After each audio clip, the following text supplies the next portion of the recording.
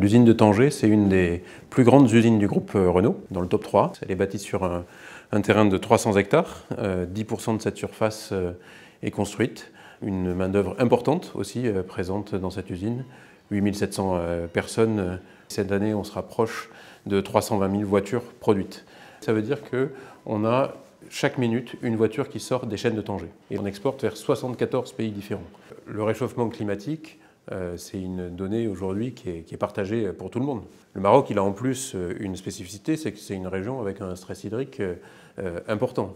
Donc là, vous avez les deux conditions pour dire au Maroc, il faut avoir une usine qui soit complètement engagée dans la préservation de l'environnement. Ça passe par deux caractéristiques clés. Elle est conçue pour être zéro émission CO2 et zéro rejet liquide. 100% de ces rejets sont recyclés et donc rien n'est déversé dans l'environnement. Et ça, c'est vraiment quelque chose de très particulier, de très spécifique au sein du groupe Renault, au sein de l'Alliance Renault-Nissan et je peux même vous dire dans le monde de l'automobile en général.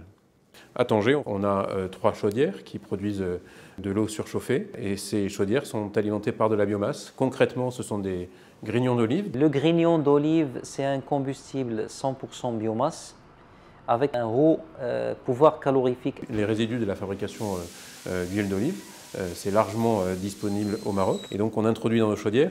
Pour produire de l'eau surchauffée à 220 degrés, alimenter les étuves peinture et la production de l'eau chaude pour le chauffage des bâtiments et des autres process qui utilisent de l'énergie thermique. Le bilan qu'on peut faire de ce process, c'est qu'on a une économie de 100 000 tonnes de CO2 par an, 100 000 tonnes de CO2 qui ne sont pas rejetées de l'atmosphère. La deuxième caractéristique, c'est zéro rejet liquide. On est capable d'avoir un effluent qui est parfaitement réinjectable dans notre process. Pour une voiture classique, pour simplifier, on va consommer 2 mètres cubes d'eau par voiture.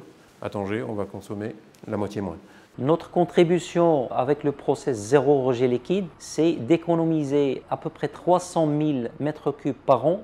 Au moment où on a démarré cette usine, Renault avait déjà cette conscience de la préservation du climat et donc c'est ce qui a présidé au choix de Veolia pour son expérience, pour sa compétence et la capacité à obtenir ces résultats. Ce n'était pas gagné dès le départ que ce process allait fonctionner.